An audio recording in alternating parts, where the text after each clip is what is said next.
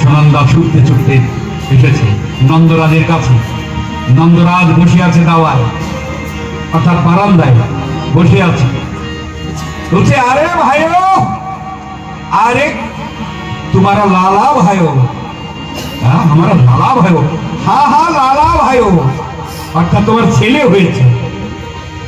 अरे एक बार देख के आओ तो भला, तुम्हारा लाला कैसा देखने, एक बार जाओ ना, एक बार তুমি গিয়ে দেখে এসো তুমি কেমন পুত্র রত্ন পেয়েছো। বলছে, আমি দেখবো পরে, আগে তুই তোর উপহার নে। এইবার 7 লক্ষ টাকা গজমতি হার উপহার দিয়েছে, সুনন্দাকে উপহার দিয়েছে। এইবার নন্দ মহারাজ ছুটতে ছুটতে গিয়েছে সূতিকাগারে।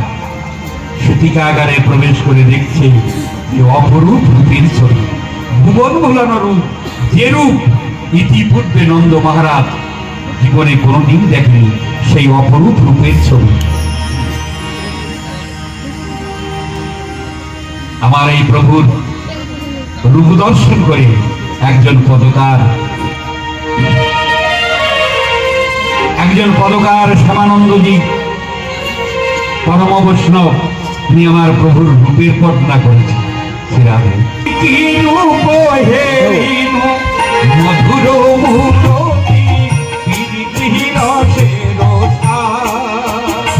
আমি মধুর মুরতি প্রীতি রসের ওই আমি মধুর মূরতি প্রীতি রসের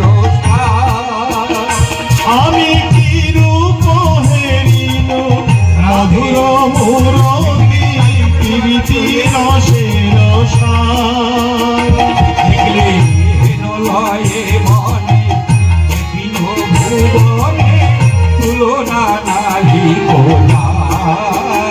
দেখলে নলয়ে মনে তিন ভুবনে তুলনা নাহি কোনা।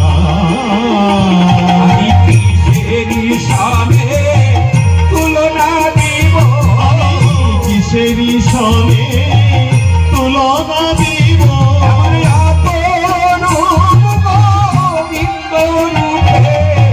কিসেরি সনে তুলনা দিব,